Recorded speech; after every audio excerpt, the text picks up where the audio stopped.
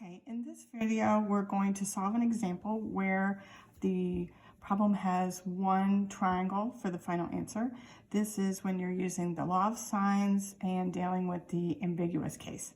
This is still section 6.1. Okay, so here's the given for our problem.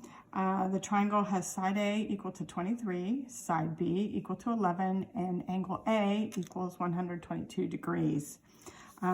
I drew a triangle, they're not to scale, and labeled the parts of them. So you can see that this angle A is not included between the two sides. And so that's how you know you're dealing with the ambiguous case of side-side angle. Okay, so if we start off with what we know, we have the pair of a side and the opposite angle.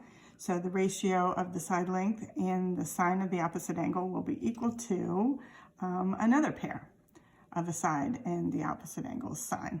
So putting in the numbers, we'll have that 23 divided by the sine of 122 degrees will be equal to 11 divided by the sine of B. We can use the fact that the cross products are equal.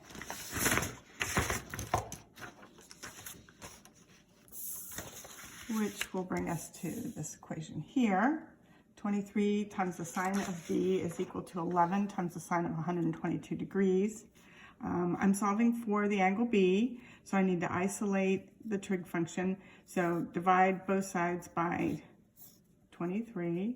That will give you that the sine of B is equal to the fraction 11 times the sine of 122 degrees divided by 23. And then when you're solving for an angle, you'll use the inverse trig function. So B is equal to the inverse sine or the arc sine of that fraction. Okay, so what you're going to do is use your calculator to find the first possibility, which we'll call B sub 1. All right, so if you do that in the calculator, you will come up with that B sub 1 is approximately equal to 23.9 degrees. The other possibility for B is the supplement of B1. So B2 is 180 minus what you got for B1. So 180 degrees minus 23.9 degrees gives us 156.1 degrees. So that is approximately the value for the second possibility for angle B. Now, in the beginning of this video, I said that this problem would only have one triangle possible. At this point, we have two choices for angle B. How is a person to know which possibility or how many possibilities? Okay, so what you want to do is organize the given information. All right, so right now what we have are two possibilities. Okay, what I have in purple is the original given of the problem. Okay, also side B is equal to 11. Okay, and then we came up with two possibilities for angle B. So we need to keep these separate. Now, here's the thing that's going to tell you which ones work. This always has to be true, that all three angles of the triangle have a sum of 180 degrees. So if you consider possibility number one, adding A, B1, and C, 122 degrees plus 23.9 degrees plus C equals 180, that will lead us to C being equal to 34.1 degrees.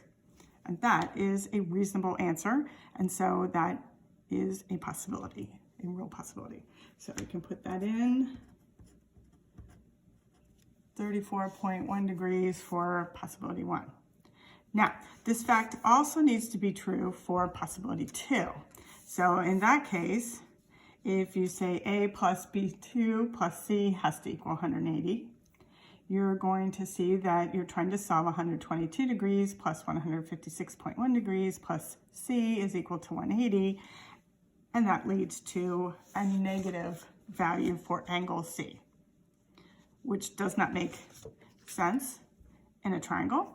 So we cannot use this, and that alone tells us that possibility 2 is not viable, and that there is only going to be one possible triangle with our given information.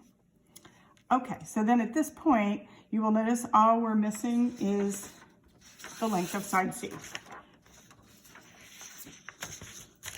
We can go back to the law of sines, and we have side A and angle A as given, and we've now found what side C is, so we can put those values in, work with the cross products being equal to get this equation, and we're solving for side C, not an angle, but just a side. So we will need to divide both sides of this equation by the sine of 122 degrees. And then that will give us an expression for side C. 23 times the sine of 34.1 degrees divided by the sine of 122 degrees, which when you put it in the calculator and you approximate it, you will get about 15.2 units. That's the value of side C, and you can put that back in here, and that has solved the oblique triangle. This would be your final answer.